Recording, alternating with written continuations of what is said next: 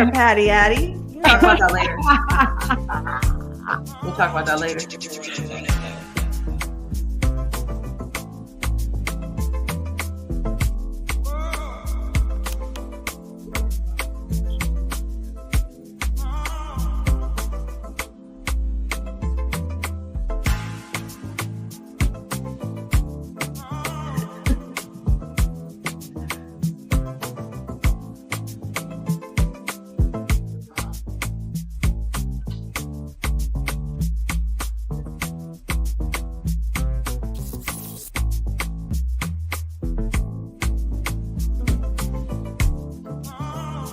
Hello. Back, and we are back. Fantastical 3. Hello, ladies. It is That's What She Said Wednesday. My brain is together. Last week, I was mixing up our webinar. I don't know what was going on, but we're back. It's Wednesday. How are you ladies feeling? Hey. How are you feeling, Patty? How are you feeling? Yeah, how are you feeling, Patty? I'm feeling great. I just want to share my cute little pink cup. And just in case any advertisers have noticed, I'm always drinking on the show. I do prefer water, sparkling, with lots of minerals, and whatever else you guys might want to send our way.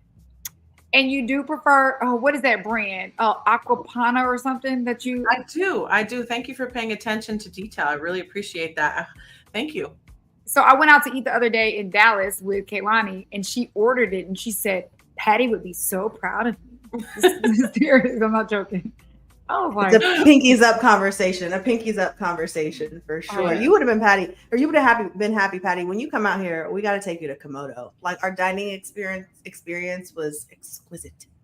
Everything. Yeah, I was very jealous. So far, you guys did a whole event without me. Now you're going to dinner without me, and you got the audacity to post it without me. Like at least tag me so I could pretend like I was there. Anyway, you were invited. But just the FYI, Kaylani was actually saying she needed to talk to you about, like, you should really think about getting a spot in Dallas. Mm-hmm. I don't need to because she has one. Like, bruh, you got a couch? Like, we're good. Almost. Cool. I'll bring a couch. I'm excited. Y'all bring a couch, period. I was telling Jade, I was like, I know Patty's about to like hook the kitchen up because when she comes, she's going to cook and she's going to need all of the things for the kitchen. So I'm already anticipating. Like, we got plenty of room. Island got hella cabinets. We good. So yeah, I definitely want to build in Dallas, build in Texas. I think it's a great market. I want to be out there. And of course, having a good reason to come out there for business and pleasure makes it special. So I'm excited. I'm excited to come out there. I love cooking. So I will be in the kitchen and we will be having our pinkies up. That's just how we do it. Good. So one of the things, I've noticed and I've known this for a while, but it's so interesting getting acclimated to a new area because everybody keeps saying to me like, wow, you're already so connected. You already know everybody. I feel like I don't know anybody. I know who I know, but it's so funny getting like acclimated. So, there have been several people that I've been, excited to get connected with. There are other people I would say that are probably more excited to connect with me. And when you're in a competitive industry as a woman, in a male dominated industry, we see a lot of what we would call pissing contests. Let's go with that, right? Pissing contests. You see a lot of, stick measuring, for lack of better terms. That's not a lie. That is a better term. And, I really needed to take a moment to make sure it's all happening so fast. Make sure I'm using discernment, and meeting people. Make sure I take my time in getting into things. But, I see a lot of ego. And, I don't want to make this about other people's ego because we all have ego, right? We all have it. I have an ego. Every one of us on this panel has an ego. And I realized, like, in the vein of things we wish we would have known sooner, that if I would have understood the power an ego plays in a person's decision-making process, I probably would have been able to navigate relationships better earlier in life, right? But when you're younger, you're dealing probably with your own ego as well. So I just wanted to take a second and talk about egos, right? What is an ego? how to identify it within yourself, and how to deal with people who have overinflated, overlarge egos. And we might offend some people on this show today, but it's nothing that we wouldn't tell ourselves, right? If we're operating in truth, then it's nothing that we wouldn't say to ourselves. So I wanted to talk about that today. And so first things first, let's just kind of dive into what our understanding of an ego is, so then we know what to do with it, right? So in my research and understanding, because it's such a normally used word that I don't know that we've defined it right. So for the sake of this conversation, let's define in Jade fashion, let's define and be very, very clear from the beginning what an ego is. And so it's my understanding that your ego is your internal self-image and understanding of how you see yourself, right? And the word ego is Latin, I believe, for I or me, right? So it is the part of your brain that views you. Now, that can be a very positive view. That could be a very confident view. That could be I'm better than everyone view. That could be a negative viewpoint. That could be a very low negative self-talk vantage point of how you see yourself. But your ego is essentially your own understanding and viewpoint of yourself. Am I getting that right? Is that your guys' understanding as well? Pretty much. I mean, I think the ego can be something that's a little bit more spiritual or metaphysical, as well, depending on, how someone wants to define it. So yeah, sure. Why not? I agree. Yeah, I feel like people, sometimes it can be overinflated, it can be underinflated. Sometimes your ego can be a facade to pretend like you think that you're, like it's like you cover up some insecurities or whatever. People definitely can fake an ego too. But yeah, I mean, I guess what you said was great. Yeah. Perfect. So let's go with that. So the great philosopher Plato said that the first and best victory is to conquer self, right? So it's deep. It's really, really, really deep. So in the show notes I sent over, I'm gonna pull them up, so I'm not just guessing here. I think it's really, really important to understand when walking into business in any type of relationship that ego is fueling a lot, right? There's a lot of ways to identify when someone's operating in their ego. And I think your defensiveness is you operating in yours. Not to say that you won't ever be offended, but this is a very nuanced thing because, I can check my ego at the door. It's probably the practice of me regulating emotions, not reacting, all of those things. And, sometimes having a little bit of an ego is kind of your confidence, right? Like someone who is ambitious period, or really, really confident, some might claim has an overinflated ego. So finding that balance of, am I operating my ego? Should I operate in my ego? What's my ego versus confidence, being anchored and rooted. So it's a very, very nuanced situation. So I'm going to leave it there. So there's a stat that I want to bring to you guys. According to a study on emotional intelligence, 87% of business leaders believe that high emotional intelligence, or EQ, which includes managing ego, is important for leadership, right? So if the ego is tied to how we perceive ourselves in relation to others, which is a really key point, right? It's how we perceive ourselves, but really in relation to others. So if I am ambitious, confident, and I have an unchecked ego, it can lead to arrogance or defensiveness, which I think we've all seen. So have you all been in situations where you see someone is extremely reactive, not taking criticism well, needs to be right all of the time, quick to blame other people, gossiping, talking about other people, all scream to me insecurity. So I feel like ego is really rooted in insecurity. What's your guys' opinion on that? I mean, yeah, I don't know that ego is rooted in insecurity, because ego is the way that you view yourself. I think it's the management of the ego, and that ties into the portion of the emotional intelligence that you're talking about. So, for example, you've heard a lot of times where you might be talking to someone and it's been said, oh, they have a chip on their shoulder. right? Or like, for example, we could use this Diddy situation. We can talk about ego and emotional intelligence, because you might have thought you were too big to fail. You might have thought that you were more powerful than you actually were. So it could be deceiving based on this image that you have of yourself. The ego is this idea of the importance, the level of importance that you have as an individual and what you bring to whatever circumstances. So I think there's a lot of ways to look at that.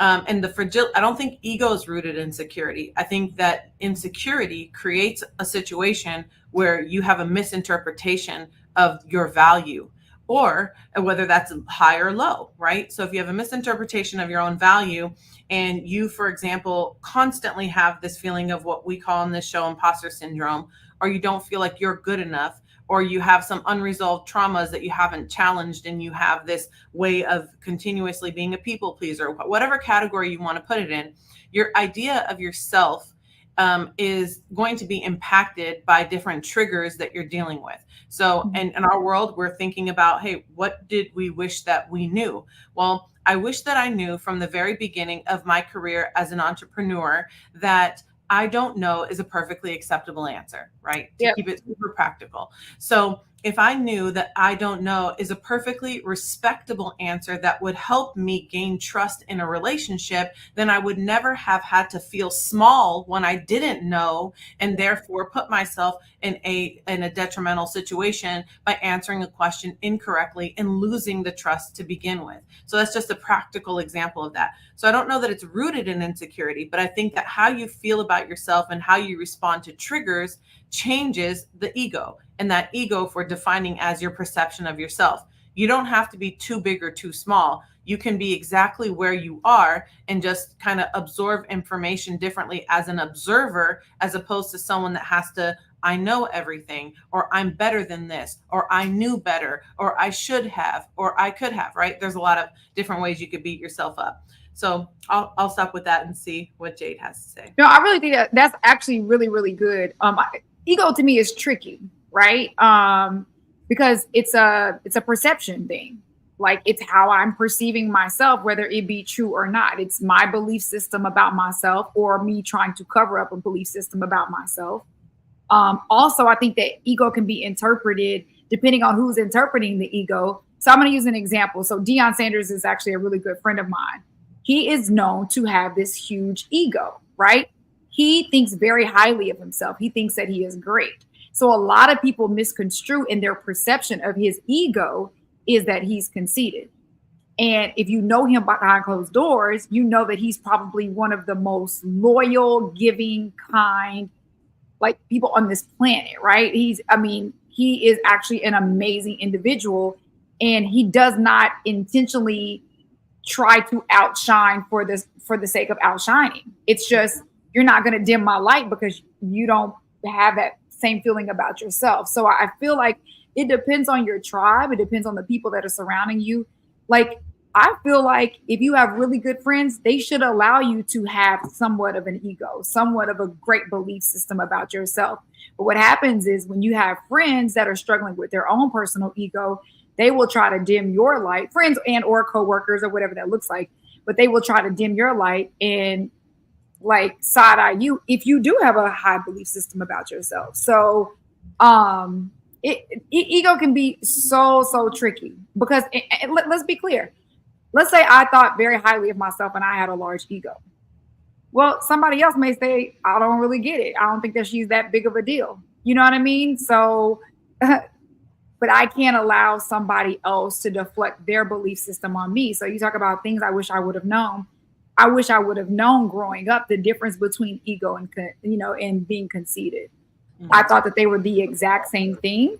And so oftentimes when I did have a high belief system, or when I was very sure of myself in certain situations growing up, people would misconstrue that and be like, oh, okay, she thinks she's all that. Oh, she thinks she's better. So I found myself oftentimes, in order to make other people feel comfortable, okay, let me dim this light that I have, because I don't want to rattle too many people around me.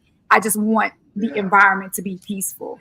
And I think that I probably missed out on some opportunities, and it somewhat misconstrued the way that I believed about myself. I felt as if kind of dimming my light was a sign of humility, and it's not. You know what I mean? Like I say, ego can definitely be tricky. But I think that that's something that we need to teach kids when they're really, really small. Yes, believe in yourself. It doesn't matter. I mean, I know we say it all the time. It doesn't matter what other people think, but we really have to speak life into our, into our youth so that they can be clear, because everybody gonna hate on you. People do not like people when they have a high perception of themselves, period. Mm-hmm. Yeah. And yeah, but is that their ego though? Sorry to cut you off, Patty. So I think that's a really good point. But Patty, I think you defined it better than I did when you said it's your opinion or your view of yourself in relation to other people, right? So does it have to be mutually exclusive, like that I have, self-belief and confidence, and that means that I'm better than this person, right? Because now we're talking about comparison, right? So someone looking at you, Jade, and being like, oh man, she thinks she's all that. That's my ego talking. That's not your ego. That's my ego putting myself in competition with you to say, oh, she thinks she's better because she appears that she has more, or she's that girl, she's whatever, right? Things I could create to hate on you for whatever reason, right? So that would be my ego at that point, right? Yeah. And you're going to deflect your ego on that other person. And right. Because you want them to dim their ego to match what you truly feel about your own self. Right. So you having confidence isn't necessarily you operating in your ego. If your vantage point were to be like, okay, I have to act as if I'm better, or be this if it's inauthentic, right? My ego is fueling me or driving me to appear like I have more, I am more, I'm better than people. Then there's something in you internally that's saying there's some sort of competitive nature in you, which I think is a common trend among women, unfortunately, that women are competitive in a lot of ways. And there's some sort of psychological thing where it's like, oh, I have to assert that I'm a little bit better than her. My outfit was better. My opportunity was better. My real estate project was better. That to me is rooted in ego. You can be completely confident and still praise and encourage the successes of others, right? But I think to your point was my point of, we have never been taught the true definition. And so we do misconstrue, and we do say ego is conceitedness or, you know what I mean? Like, and so now understanding really what true ego is. And I love that you brought up the competitive nature of women. It's almost like, I'll take the entertainment world, for example. You have all these amazing male artists. Nobody is outside of Kendrick Lamar and Drake, but that's a whole nother topic. We're not gonna get on that. But all of these men are allowed to be great, right? But then when you have the women, it has to be Nicki or Cardi. You have to choose. It has to be Beyonce or Rihanna. And we are cultivating this society where we act like there's only room for one woman, which is crazy to me. And which is why there is like an influx of competition between women over collaboration. And does that happen all the time? But my experience has been more women have like approached me in an egotistical way than most men. Now, I mean, obviously that's for different reasons. So let's just be clear. But that has also been my experience. And so with my ego, I have to make sure that I push my ego to the side most of the times to kind of let me go ahead and break this ice so that they know I'm not operating in ego with them. It's okay for them to shine also. But it takes a lot of effort. And when you have to overthink like that constantly, that is a lot of work, y'all. It really, really, truly is. Yeah, but it's not pushing your ego aside. It's exercising emotional intelligence. Yeah. So let's imagine your ego as something that you're not moving, right? You're not moving that. It exists. It's the perception of yourself. So what's happening is when you're walking into a room and you're accepting or interacting with someone that's giving you jealous energy, you're acting in an emotionally intelligent way by working to not trigger further jealousy or negativity within that conversation, right? I think that definitions are really, really critical because ego might have a negative connotation to it, but I want to have a healthy ego. I have a healthy ego. I enjoy feeding my ego because I want to know that all the little things that I'm doing are working and those small deposits are building up a more confident and healthy acceptance of this ego, and I believe that myself is worthy of the blessings that come my way, worthy of the opportunities, worthy of the beauty that I have, worthy of the intelligence that I have. And I stand with this sort of strength when I walk into a room. So why should we not dim that light? You know, it reminds me of that saying where if you don't shine your light, then how does that girl who is bothered by your presence ever learn that shining hers is going to be more effective than dimming others, right? So we have to challenge ourselves and our viewers to understand that your ego, the word ego, should not have a negative connotation. And I'll give you an example. I learned this when I learned this with myself when I started to use the word manipulation in a positive way. So manipulation is generally known as a negative word, but if I know how to manipulate my environment to provide optimal results for myself, am I then using that word in a negative way? So how many times do you challenge the very construct of a single word that you've created a meaning for? Because we know that every experience and every interaction has the meaning that we give it. That is how you are the author. You have a pen and you can create your own reality. So you don't believe in manifestation if someone else's confidence and strong presence bothers you. But you do believe in manifestation if someone walks into a room and has this big energy and you're actually attracted to it, like someone like Coach Prime. Coach Prime created a wave of positivity throughout sports recently, way beyond his prime in sports, and created a wave of positivity. And that wave, imagine if he said, you know what, I'm a has-been, I had my jersey up, I'm not who I was, you know, let me just calm it down. If he had done that, he wouldn't have sparked all of the many young athletes in the way that he did that created them to rise up to an occasion for a period of time that really changed their lives. So imagine if you wanted to dim. Now imagine all the people that hated that energy, right? Yeah. So which one do you want to focus on, right? Which one do you want to focus on? That's the important. So let's remove the negative connotation from the word ego. And when we're describing ourselves in circumstances saying, I had to remove my ego or I had to put my ego aside, I'm going to challenge myself and us to say, no, I actually was really proud of myself because I exercised emotional intelligence by not allowing this negative energy to trigger me into dimming myself. And I think that words so matter. Good. That I mean, you're absolutely right. You're absolutely spot on. Challenge accepted. That's one thing that I'm going to definitely be working on. I think that that's great. And to your point, because I think that I love how you said whether win or lose, Deion had his ego was a positive. He had a positive outlook on himself, right?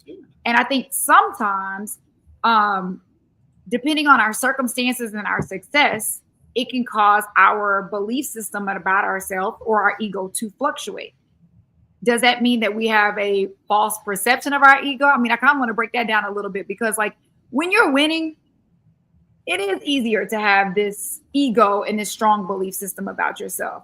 But when things are not going as planned, when it seems like you may be falling off or when, you know, just like the T's aren't crossed. I mean, you know, you're not crossing your T's, you're not dotting your I's, just things do not seem to be where you think that they should be. Sometimes we get this negative perception about ourselves and it causes us to, for lack of a better term, like, I mean, it's where the imposter syndrome comes in, right? How do we continue to have a positive ego about ourselves, even when outside circumstances or outside environments are not promoting that, right? I can use an example. I remember when I was changing careers, I kind of like was in this position of like, am I losing my identity? Because this is all I've known my adult life is having this title, having this career, having like, this is what I'm known for. And I'm not going to lie, I had to go through like this process of like reminding myself that my value is not attached to a title or a career but it was a hit for a second. Like I really, because I never thought that my identity or my self-perception was attached to that until it was no longer there. And so what you're saying, so can I real quick. So what you're saying is in that moment, you are Your ego was just bruised. Your value, your value didn't go anywhere. Inherently you have taken all of those skills that you have learned, all of those things that you've gone through, are experiences that you carry with you in your life.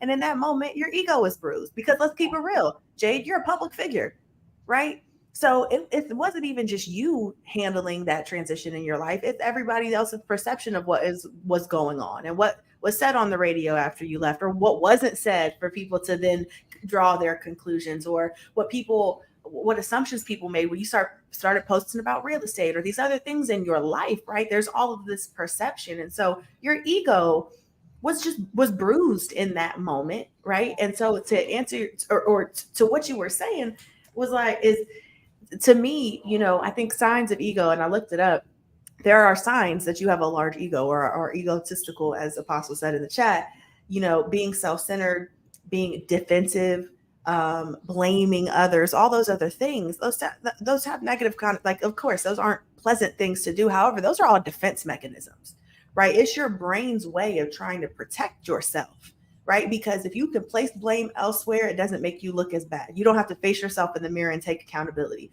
You don't have to be the one to look at yourself and say, okay, this is a situation that I'm in, whether I caused it or not, and it's my responsibility to pick myself back up and keep going. And that's what you had to do. And eventually, like any other wound or anything, like I played basketball my entire life. No, pause. About a month ago, I broke up a dog fight, which was probably not the wisest thing to do. And I busted the shit out of my knee, like busted it. And it's bruised. It was bleeding. It was really badly scabbed. Y'all saw it when we were in San Francisco. It was so bad. And with time, right, that has healed, and now it's just a part of this story. So like with any other wound, you were bruised for a bit. That's a good way to put it. Patty, I want to ask you a question, because you have children. So what do you teach your daughters about their ego and their self-perception, right? Because you do want them to be confident, but what is that fine line, especially when you're dealing with teenagers and young adults, right? Because this is a completely different society. And then 2, what was it with you? And Caroline, I want you to answer this question too. What was it with both of you that gave you the positive ego about yourself? Did you always have that growing up? Or was it, when you became successful, did somebody speak that into you? What did that look like?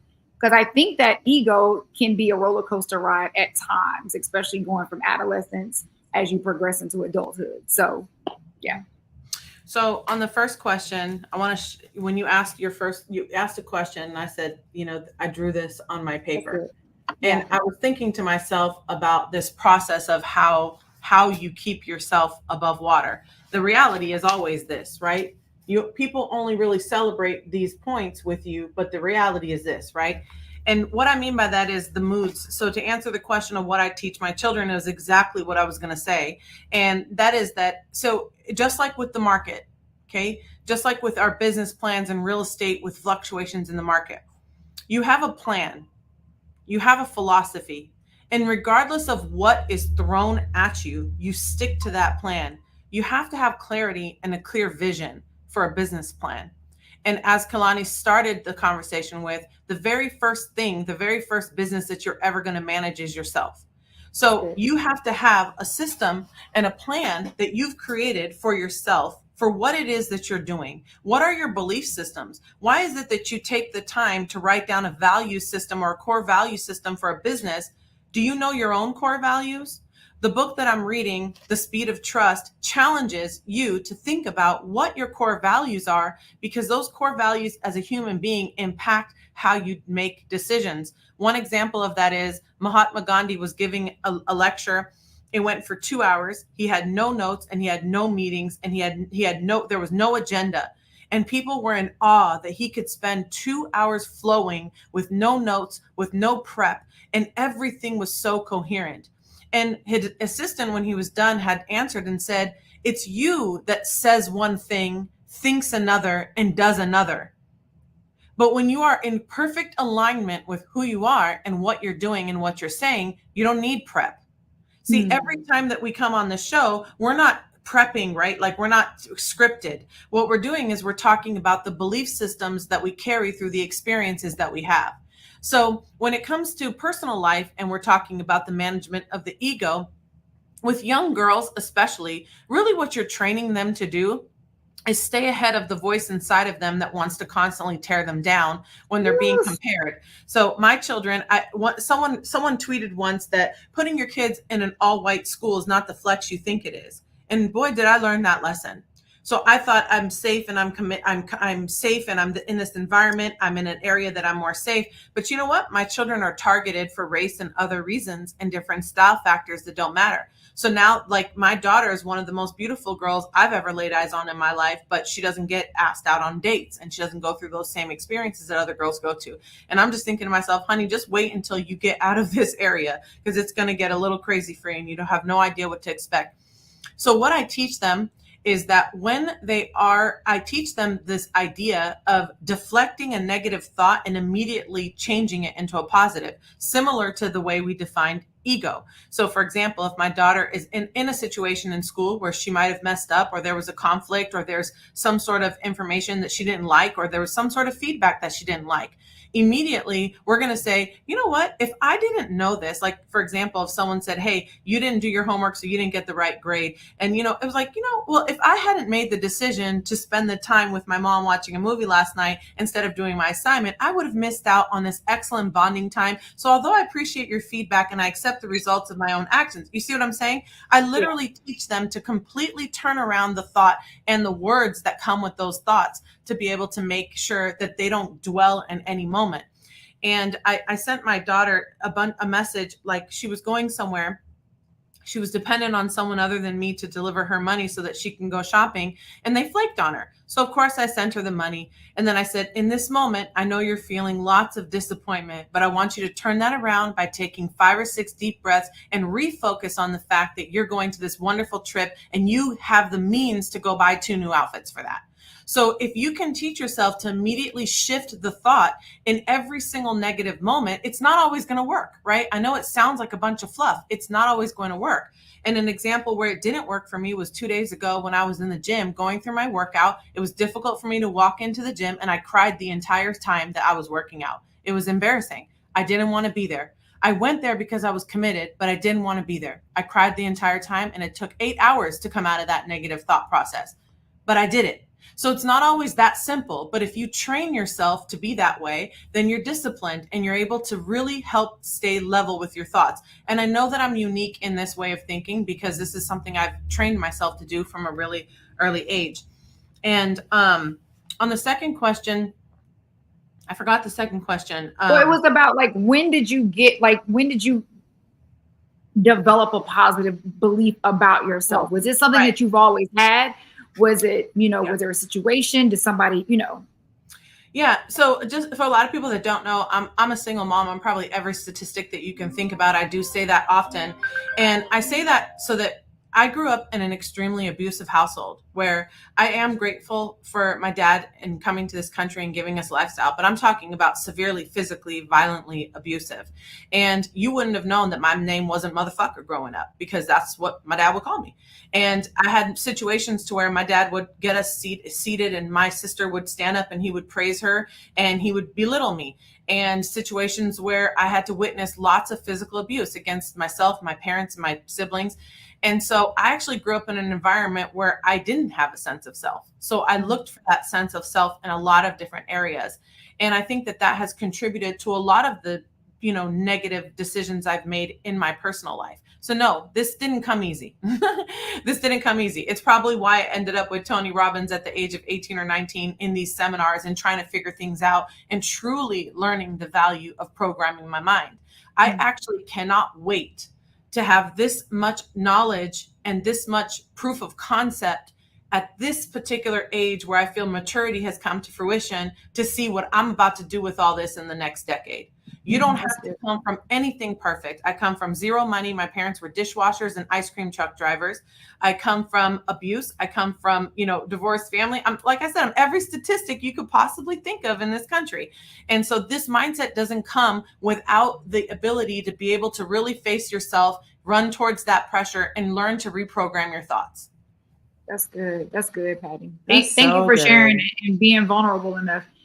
Kehlani, I'd love to you, like, did you always have this great perception of yourself or a healthy ego, or did it come Oh from my somewhere? gosh.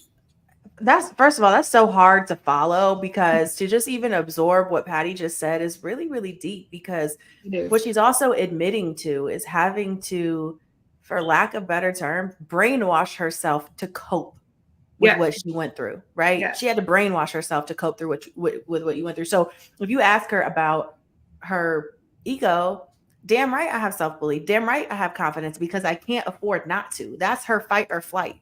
That's her trauma response, right? And so, and not to say that it's wrong. No, I'm not saying that it's wrong or not. That's how you were able to survive. Yep.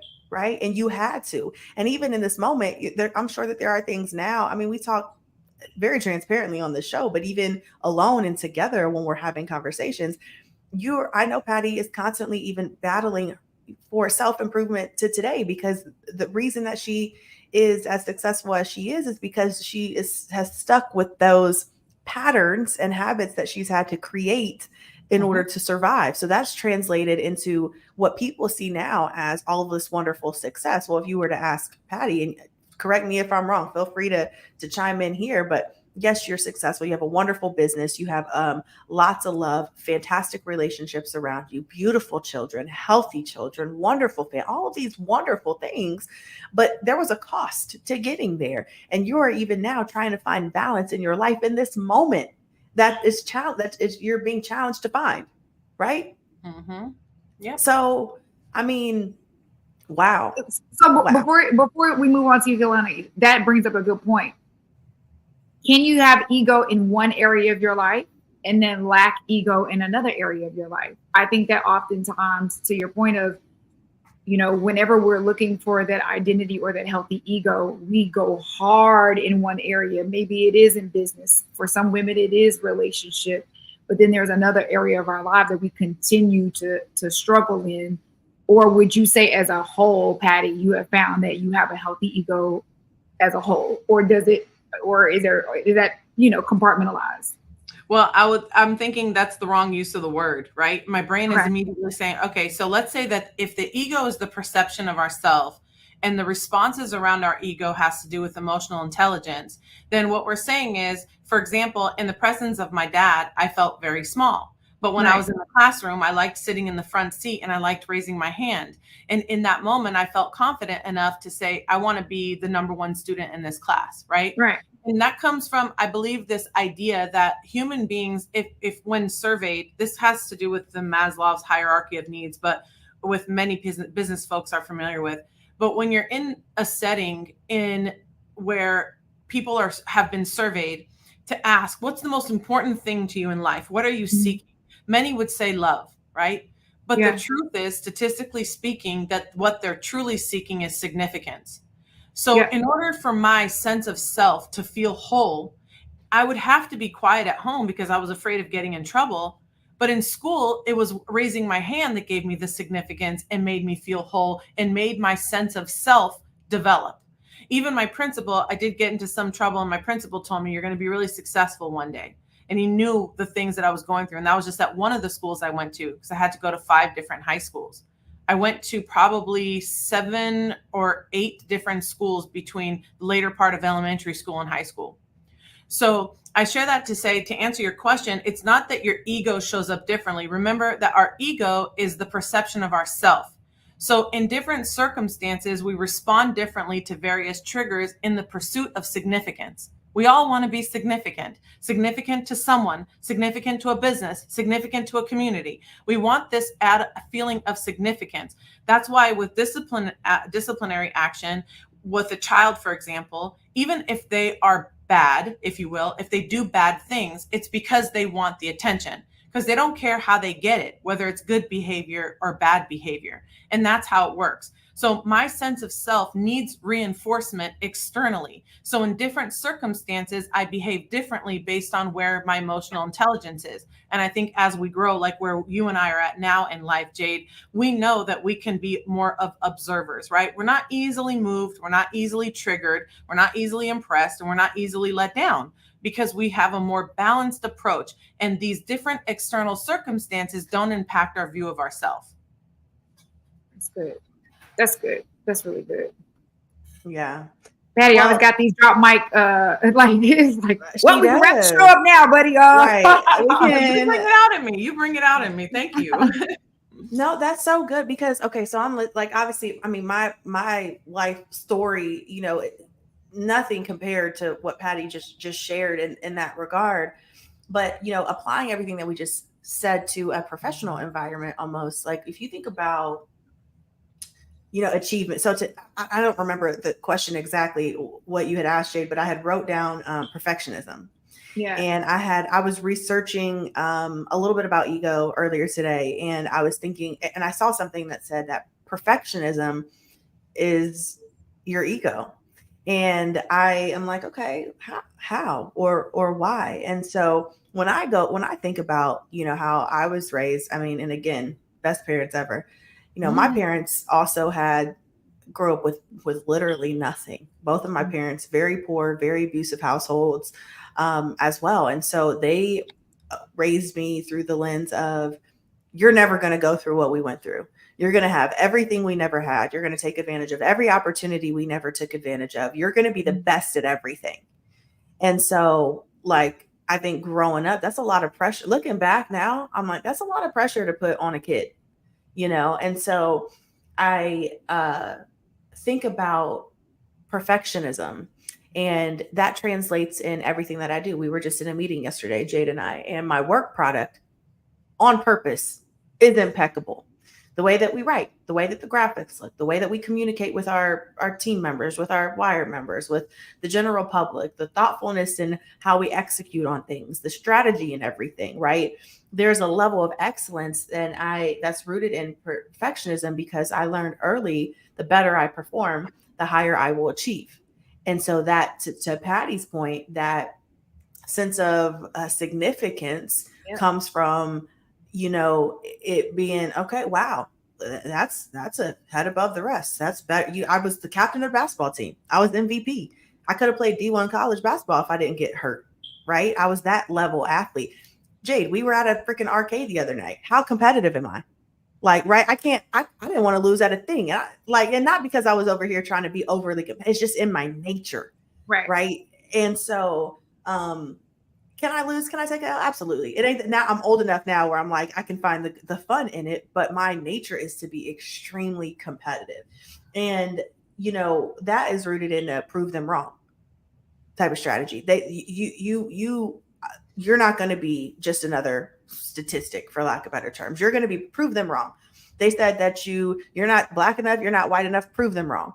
You come from Columbus, Ohio. You're now in SoCal. You're some little country girl. Prove them wrong. Back then I'm short for a basketball player. I'm almost 5'8", and in basketball world, that's small. I'm only guard size. I got to be tough. Prove them wrong, right? Yeah. School, good grades. Got to get good grades. I'm honor roll. Have to get all the scholarships. Got to be on the dean's list. Got to be something. Prove them wrong, right? Yeah. That's how I was raised. And so when I think about what drives the ego, and we talk about your sense of self, but in relation to other people, we're taught to be competitive with each other versus being competitive with yourself. For me, my practical advice is learn how to turn that energy inward and just be a better you all of the time. And we'll take that to a business conversation, right? And this is one of the things, I don't know if we've talked about this on here or not, but what I really, really love is like Apple. Are they the most superior electronic to me? Absolutely. I'm team Apple all the way around. All my electronics, they're all Apple, right? Everything for me, my computer, my phone, my AirPod, everything, Apple. But some people, Android users, Samsung, Galaxy people, I don't know, they would argue that the technology from other companies is actually far superior. Well, the reason that Apple is as successful as Apple is because they are in constant competition with themselves. They're not so much worried about what their competitors are doing. They've created community and a sense of excellence among their technology and their products. That's why they're so successful. And there are, companies that have not adapted or are in competition, right? There are Blockbuster, for example. Blockbuster should be Netflix, but because they couldn't adapt with technology, Netflix is Netflix. Netflix was created by a bunch of tech guys, not by movie buffs, not Right. by people that own VHSs. The reason that Blockbuster couldn't keep up or adapt to the digital or technology age is because they were so tied to the DVDs and the late fees that they would earn from people not turning in the movies on time, right? So when you think about competition, your competition really, my practical advice would be compete with yourself, focus on being better for yourself every single day. And when you do that, and you've got these blinders on, for lack of better terms, so what you're cutting out the noise. I don't know what any other communities are doing. I don't care. I'm Wire, right?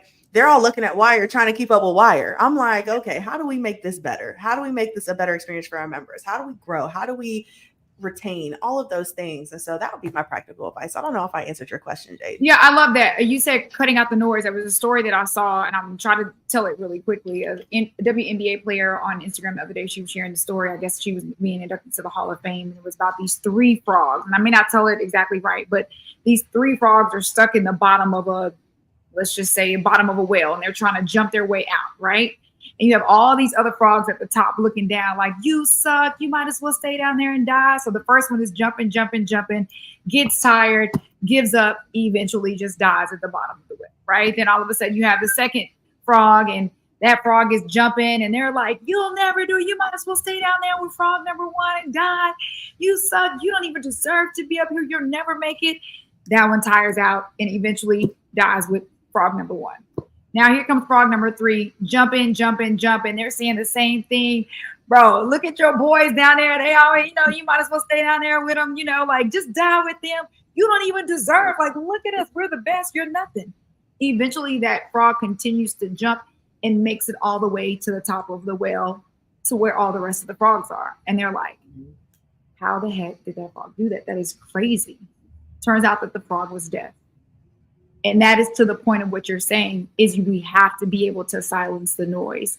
There was an ego. I mean, not an ego. There was a comment in the chat, and it made me think about this story and what you just said. The comment says, my ego says what you see is what you get. I'm going to have to kindly disagree with that, right? Perhaps our ego should not be based on what we see is what we get. Perhaps it shouldn't be based on our success. Perhaps it shouldn't be based on what other people say about us or where we grew up or our environment. Perhaps our ego should be based on something that's way bigger than us. What are we connected to? Who are we connected to? Our God. And maybe our ego should be based on the fact that we are not good. We are not great. We will never be perfect, but He makes all things possible. Patty's story is a prime example, but God is all I have to say. You and your situation, everybody on here, everybody watching, everybody listening has a but God. It doesn't mean you don't have to work. It doesn't mean you don't have to be intentional. It doesn't mean that you don't have to focus on the healing. And like she said earlier, it's almost like earning that healing, earning that good ego. But when life throws you lemons, you make lemonade, not because you know how to make lemonade, but because we are attached to a bigger source that can always make lemonade out of lemons, right? And so if we stop looking to the left and to the right, and if we can actually silence that noise and have that vertical relationship where, you know what, I don't see a pretty person when I look in the mirror. You know what, I don't think that I'm where I'm supposed to be, financially. My family is falling apart right now. All of these things. And we have to remember my ego and the perception about myself and my life needs to be based on something that is greater than me. We claim this thing all the time and say, I'm not in complete control. There's a bigger source, a bigger power, a bigger God, whatever you believe in. That is what controls the universe and the earth. So let's have an ego based on who we're connected to, right? Because it's not about who I am. It's about whose I am. That's what I have to continue. I think we should all remind ourselves. So that's challenge number 2, Patty. We got 2 challenges for today. Remembering when you have that day when you want to cry for 8 hours, Patty, do you know how many people, and I'm going to speak life into you right now. You know how many people look at you and say, I would kill to be in her shoes right now. And so it is not about who you are. It's about who you belong to. And you exude that in the world. You exude love and energy into the world. Same thing with you, Kaylani. I watched Kaylani at this meeting yesterday operate in her gift. right? These guys are asking her questions. She's showing them on her computer some of the things that she's created. To see two grown men, you would think if you walked by, they were watching porn. That's how they were smiling at this computer screen. They were only smiling at the gift that God gave her because she was operating. They were so impressed by what she is able to do. But it's not because you're great, Pat. It's not because Kaylani is great. It's because God is so great. And he's giving you both something. You guys are going to continue to change the world. And that's why I'm so, so proud to be a part of That's What She Said. Because even when I come in here and maybe life is not perfect for me, y'all always motivate me. Y'all make me better people. Y'all truly, truly do. And I love y'all for that. Like, the fact that I got sisters at this big age is crazy to me. Like, for real. Yeah, that's what makes it special. And that's what she said. Like, I can't, like, I appreciate that. And I appreciate you guys. I feel like this is always such like this little woo-woo moment. But this is real. This is authentic. These are real relationships. We actually like talk like this when we're together. And you know, it's so funny, like what you just said, like people look at Patty and like, wow, I would kill to be in her shoes. And Patty's like, child, you don't want my problems, right? You don't want my problems. Y'all think y'all do. Y'all don't really want these problems. So, first of all, Patty cussed us out when we first got on the show. Let's be clear. Right. You bitches are always late. I can be like, no, were you allowed to be late on the radio every day? We're like, my bad. Right. And if I was in my ego would be like, what? Yeah. And we're like, Patty just had a day. Can I just say thank you to Rita and GodDaddy before we get off? I did see your comments a little bit later. I just want to say thank you for those words of encouragement. And of course, everybody. What did they say? We have time to read them. GodDaddy just said, Patty, deep off in the subconscious mind. Go ahead, girl. And I'm like, yeah, if you only knew.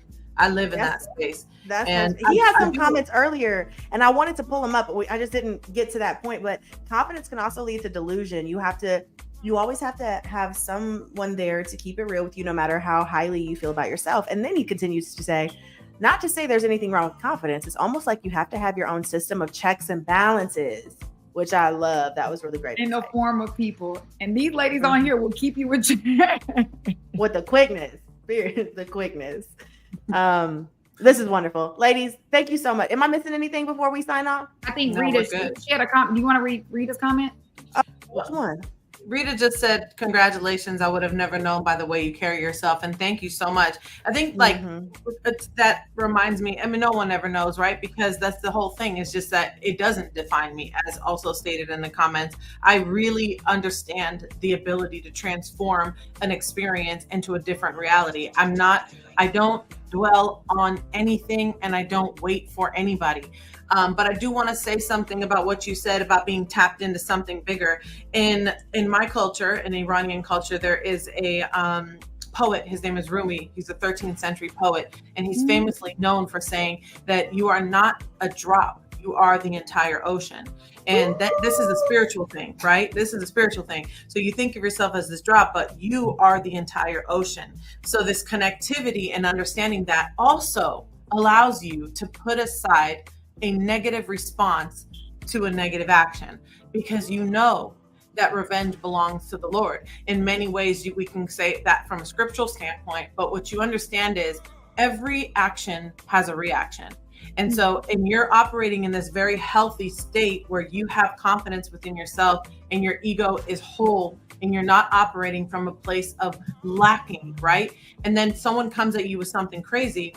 What time will teach you is compassion. You don't know what they're going through. You don't know what they just went through. Maybe their boyfriend just punched them in the face this morning and they're just trying to keep their life together and they're taking that out on you. Like, you just don't know, right? And if someone does have malicious intent towards you and you are walking in this understanding that God is the greatest and this is where this blessing comes from and you are the drop that's in the ocean and you are the ocean, then you understand you don't have to take action to get the revenge. You don't have to take action to become whole, that's already been handled on a different level. It really just changes the way you walk through life. I don't know if Apostle's still on here. Is that a Roman script where it says, leave revenge for me? Vengeance is mine, says the Lord. Says the Lord. Yes. Okay. First of all, super, super good. I know we're coming up on time. Real quick, tomorrow, Truth Behind the Headlines webinar. Put it in the chat. PattyGoodspeed.com//TBTH for Truth Behind the Headlines. We had a 50 basis point rate cut, Fed funds rate cut today. So there's a lot of movement. in the real estate market. There's a lot of headlines, a lot of talk about what's going on. And we're going to talk about that tomorrow on the Truth Behind the Headlines webinar. That is 10 a.m. Pacific, noon CST or CDT right now, 1 o'clock Eastern time. So if you can't get enough of the ladies here, like that's where we're going to be tomorrow. I'm setting my alarm. I've been meaning to get on that and watch out. Yeah, you should tomorrow. Let's find out why the Fed cut 50 basis points and mortgage rates moved by nothing. The mortgage rate sheet could actually come out worse tomorrow morning after a 50 basis point cut. So if you want to know why, tune in tomorrow at 10 a.m. PST, and I can tell you why. Oh, see, I've got my theories. I know we were banking on 25, and then Elizabeth Warren was like, "We need a 75 basis point rate cut." This is a mess. It's a mess. I'm gonna be there. Well, I got a host. Of course, I'm gonna be there. I'm gonna be there. So show up with us tomorrow. Same time, same place next week for That's What She Said. If you haven't already, like, comment, and subscribe. Click that bell to notify you when we are going live. And if you haven't tapped in with us on other social platforms, please do so. This is a labor of love. I realize we've been going at this for 23 weeks straight, ladies. And I appreciate your commitment. It's time to turn this thing up. I got a strategy or two. So get in now while you can, while all these comments, we can read them while they're Shout out to Mega Yummy Rockstar, a brand new viewer. She said, "Oh man, I'm late, but I'm glad I came across this." We are too. Thank you. Welcome. Sheila Whitmore, hey. Welcome in. All right, ladies. The way the music industry is going, podcasts are better than music right now, right? Tap into something pure. Tap into something pure. That's a dark world we got to stay away from. No, don't we? Oh my goodness. Listen, we got to talk about this Diddy situation at some point. I don't know, girls. We're going to figure that out. So anyway, same time, same place next week, tomorrow for Truth Behind the Headlines. Otherwise, we'll see you on socials. Thanks for tuning in. We'll see you next week. Bye. Bye.